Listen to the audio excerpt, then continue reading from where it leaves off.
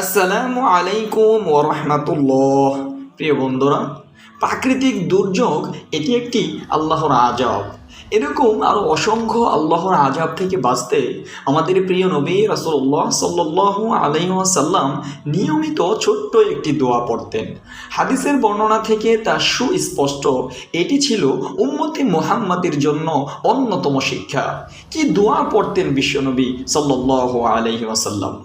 প্রিয় নবী সাল্লাল্লাহু আলাইহি ওয়াসাল্লাম পরকালের আযাব থেকে বাঁচতে যে দোয়া পড়তেন, সে দোয়ায় মুমিন বান্দার জন্য রয়েছে দুনিয়ার আযাব গজব থেকে বেঁচে থাকার অনুপ্রেরণা ও শিক্ষা। কেননা মহান আল্লাহ সুবহানাহু ওয়া তাআলা তার প্রিয় বান্দাদের পরকালীন জীবনকে সুন্দর করতে দুনিয়ার জীবনকে করবেন গুনাহমুক্ত।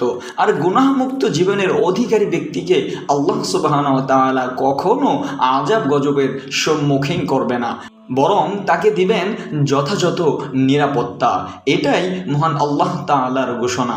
প্রিয় বন্ধুরা, হযরত হুযাইফা ইবনে ইয়ামান রাদিয়াল্লাহু তাআলা আনহু বর্ণনা করেছেন, যখন নবী সাল্লাল্লাহু আলাইহি ওয়াসাল্লাম ঘুমানোর ইচ্ছা করতেন, তখন তিনি নিজের ডান হাত মাথার নিচে রেখে বলতেন, আল্লাহুম্মা কিনি আযাবাকা ইয়াওমা তাজমাউ ইবাদাকা আও তাবআসু ইবাদাকা।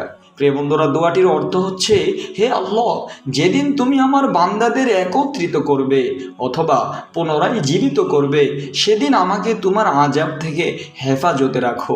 প্রিয় বন্ধুরা, তিরমিজি শরীফের এই হাদিসটি সহিহ। সুতরাং মুমিন মুসলমানের উচিত দিনের কোনো সময় এই দোয়াটি পড়ার সুযোগ না পেলেও অন্তত ঘুমানোর সময় হাদিসের বর্ণনা মোতাবেক ডান হাত মাথার নিচে রেখে এই দোয়াটি বেশি বেশি পড়া।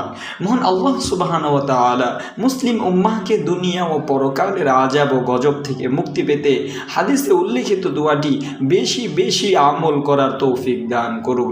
আমিন সুম্মা আমিন।